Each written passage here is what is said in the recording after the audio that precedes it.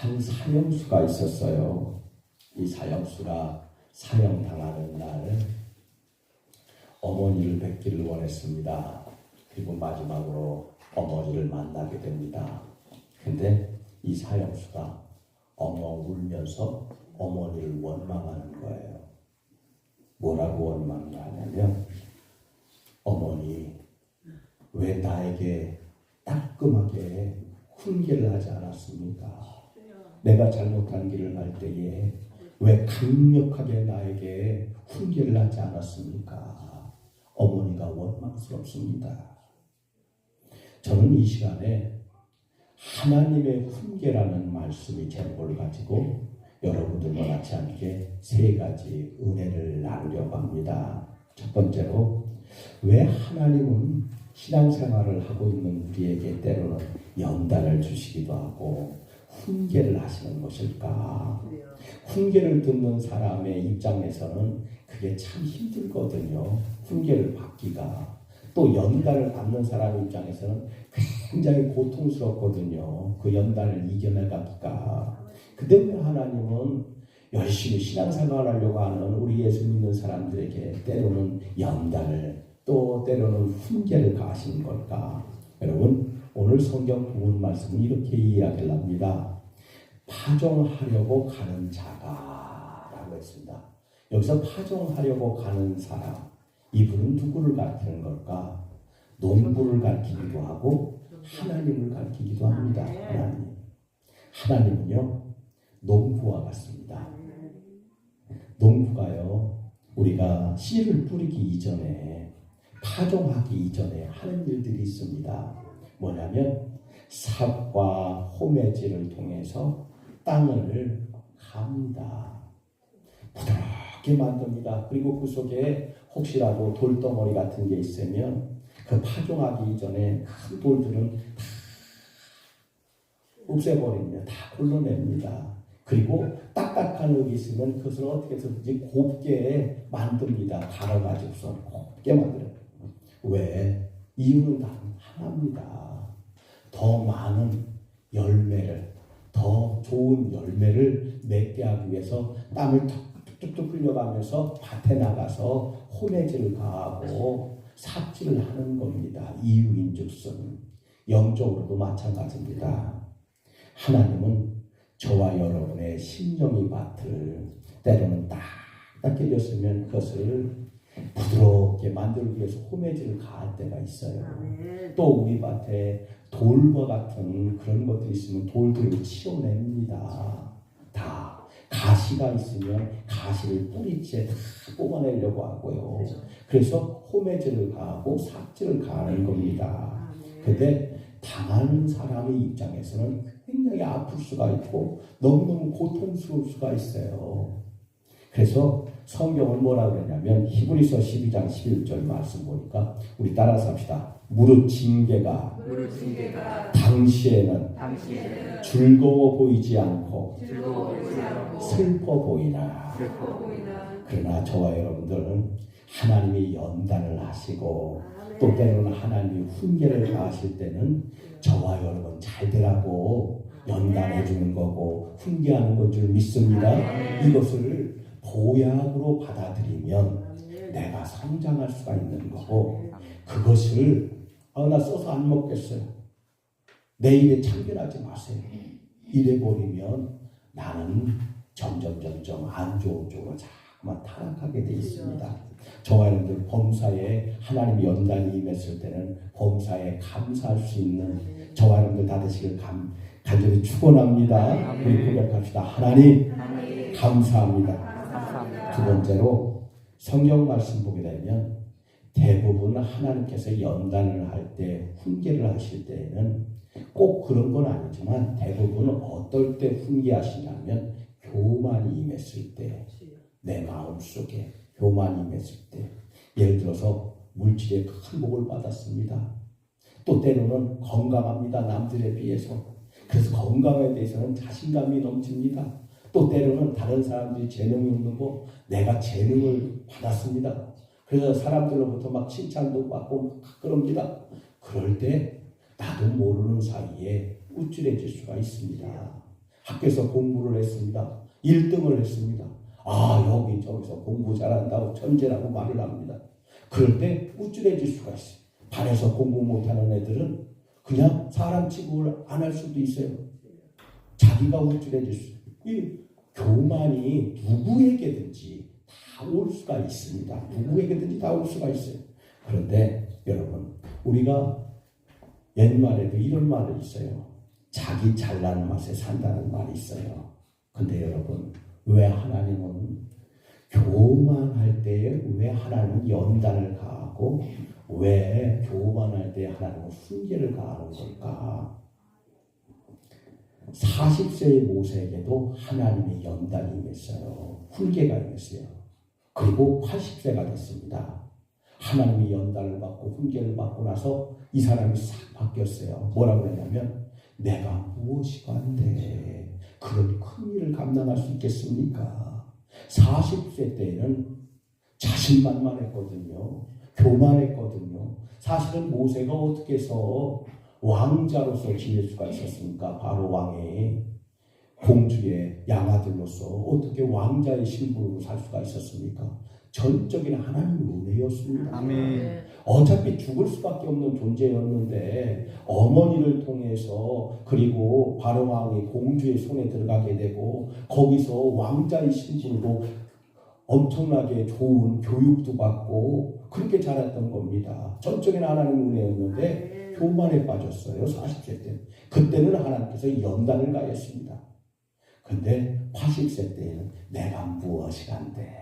와, 완전히 고운 흙이 돼버렸어요. 딱딱했던 흙이, 교만이 딱딱했던 흙이 완전히 부드러운 흙이 됐어요.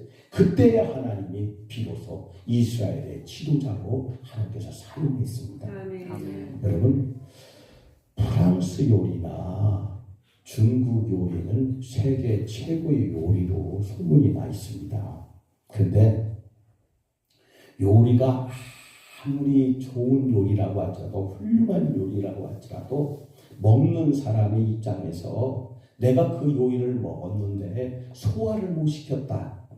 그리고 그날 그 먹은 요리 때문에 급체를 했다. 잘못하면요, 이 급체를 빨리 풀지 못하면요, 죽을 수도 있는 거예요. 아니, 세계 최고의 요리를 먹었는데 급체해서 죽었다. 이게 말이 됩니까? 근데 급체하면 죽을 수도 있는 거예요. 아무리 좋은 요리를 먹어도. 마찬가지입니다. 영적인 원리도 마찬가지입니다. 교만은요, 영적으로 급체와 같은 거예요. 교만하는 순간에 하나님과 점점 멀어져 가고 영적으로 죽어가기 시작하는 거예요. 사울왕이 그랬습니다. 결국에는 죽고 말았습니다. 버림받고 말았습니다. 하나님으로부터. 교만은 급체와 같은 거예요. 영적으로. 그래서 급체했을 때는 빨리 처방을 해야 돼요. 약을 먹든지 따든지 해서 빨리 급체를 빨리 해결을 받아야 돼요. 그래서 하나님의 훈계라는 것은 또 연단이라는 것은 때로는요, 영적으로 급체한 사람들에게 소화제의 역할을 해줍니다. 그래서 빨리 교만해서 빨리 고침을 받으라고. 아멘. 더 이상 교만하지 말라고. 아멘. 그래서 하나님이 때로는 연단을 가하기도 하고 훈계를 가하시기도 합니다. 아멘. 그냥 두면 죽을 수도 있으니까. 아멘. 세 번째로, 여러분, 오늘 본문 말씀을 조금 더 좀 깊게 한번 들어가 보겠습니다. 우리가 지난주에 밭에 대해서 배웠습니다. 밭에는 4가지 종류의 밭이 있고 또 씨가 있다고 했어요. 이 씨는 복음의 씨앗이라고 했습니다. 지난주에 배웠던 밭은 우리가 그 하나님의 말씀을 듣는 사람들의 마음밭이라고 했어요. 어떤 밭은 길가밭이고 어떤 밭은 돌짝밭이고 어떤 밭은 가시밭이고 또 어떤 밭은 옥토밭이라고 배웠습니다. 그런데 오늘 보면 이사야서에서도 밭이 나오고 씨가 나옵니다. 근데 이거는 또 틀린 비유입니다. 여기서 말하는 오늘 본문이 말하고 있는 이 밭은요, 무엇을 가리키냐면요, 역사를 가리킵니다. 세상의 흐름, 그 역사를 가리켜요. 역사. 그 다음에 오늘 본문에서 말하는 씨가 나옵니다. 씨. 이 씨앗은요, 무엇을 가리키냐면 우리 각각의 사람들을 가리킵니다. 이 역사에서 하나님은 농부시고 이 역사의 밭이라는 현장에서 하나님이 사람을 심습니다. 때로는 어떤 사람은 귀하게 하나님께서 사용합니다. 어떤 사람은 그보다 덜 귀하게 또 사용하기도 합니다. 씨앗은 사람을 가리키고 밭은 역사를 가리킵니다. 세상을 가리킵니다. 자, 그런데 이 농부이신 하나님은 이 역사의 현장에 사람들을 각각 심으시는데 어떻게 심고 어떻게 사용하시는가, 오늘 본문은 거기에 대해서 말씀을 해주고 있어요. 오늘 본문 말씀 보자면 일단은요, 역사를요, 세상을요, 지면을 평평하게 만든다고요. 지면을 평평하게 만든다. 여러분, 우리가 밭을 하는 사람은 가능하면 밭이 평평하게 좋지 않습니까? 평평하게. 마찬가지로 하나님은 지면을 평평하게 만든대요. 바로 하나님께서 역사에 개입하신다는 거예요. 개입할 때는 개입하십니다. 하나님. 예를 들어서 노아 시대 때 너무 죄악에 관영한 거예요. 그러니까 하나님이 역사에 개입하는 거예요. 그리고 홍수 심판으로 싹 쓸어버려요. 지면을 평평하게 만듭니다. 그리고 나서 노아의 가족들을 통하여서 그곳에 사람을 심기 시작하는 거예요. 세상을 인도해 나가는, 역사를 인도해 나가는 거예요. 때로는요, 하나님이 이 세상이 너무 죄악으로 관영하구나, 너무 교만으로 관영하구나, 하나님 곁을 자꾸만 멀리 떠나면요, 때로는 경제를 통하여서 하나님 치시기도 합니다. 또 때로는 전쟁을 통해서 치시기도 하고, 때로는 질병을 통해서 깨우치게 만들고, 때로는 9.11 테러처럼 그런 것들을 통하여서 하나님께서 치시기도 하고, 그래서 경각을 하게끔 만들고 세상에 개입하실 때가 있습니다. 그리고 지면을 평평하게 하시면 이제는 그 후에 농부이신 하나님이 하시는 일이 뭐냐면 때로는 소의 양을 뿌립니다. 그리고 오늘 성경에 보니까 대양을 뿌립니다. 그리고 소맥을 심고 대맥을 심고, 그리고 그 밭에 있으면 길가밭 있는 쪽으로, 길 쪽으로 되어 있는 가에는 귀리를 심는다고 오늘 성경은 얘기합니다. 그래요. 좋은 농부는요, 씨를 아무 곳에다가 심는 게 아니에요. 좋은 농부는요, 이 밭에는 고추를 심으면 잘 되겠네. 여기는 벼농사를 하면 잘 되겠네. 여기는 옥수수를 심으면 되겠네. 여기다가는 깨를 심어야 되겠네. 밭이라고 해서 아무 씨나 다 심는다고 잘 되는 게 아니에요. 어떤 밭은 요 씨앗을 심어야 되겠구나. 씨앗 종류가 틀릴 수가 있는 거예요. 하나님도 마찬가지입니다. 그래서 하나님이 보시고 씨앗은 사람이라고 했습니다. 이 종류의 씨앗이면 여기 역사의 중심부에다가 내가 심어야 되겠구나. 이 정도의 씨앗이면 역사의 변두리에다가 내가 심어야 되겠구나. 하나님이 심는 거예요. 그렇게 씨앗을, 사람을 심는 거예요. 그런데 여러분, 세상의 씨앗은요, 뭐냐면 예를 들어서 옥수수 씨앗이 있습니다. 옥수수 씨앗을 심었는데 거기서 사과 열매를 맺는 옥수수 씨앗은 어디도 찾아볼 수가 없습니다. 옥수수 씨앗은 그저 옥수수 씨앗일 뿐입니다. 10년이 지나도 옥수수 씨앗이고 100년이 지나도 옥수수 씨앗일 뿐입니다. 그런데 사람의 씨앗은 틀립니다. 어제까지만 해도 나쁜 씨앗이었습니다. 그래서 하나님이 역사의 변두리에다가 심으려고 했습니다. 그런데 오늘 회개하고 하나님께 돌아왔어요. 좋은 씨앗으로 변했습니다. 그 순간에 역사의 중심부에다가 하나님 심는 거예요. 사람의 씨앗은 언제 변할지 모릅니다. 그거는 회개하느냐 못하느냐, 하나님께 막 적극적으로 매달리느냐 못하느냐, 그 순간에 역사가 확실하게 틀려버리는 역사입니다. 여러분, 예를 든다면 베드로라는 사람, 예수님을 만나기 전에는 그렇게 좋은 씨앗은 아니었습니다. 하나님 보시기에 역사의 변두리에 심겨지는 씨앗 정도밖에 안 됐습니다.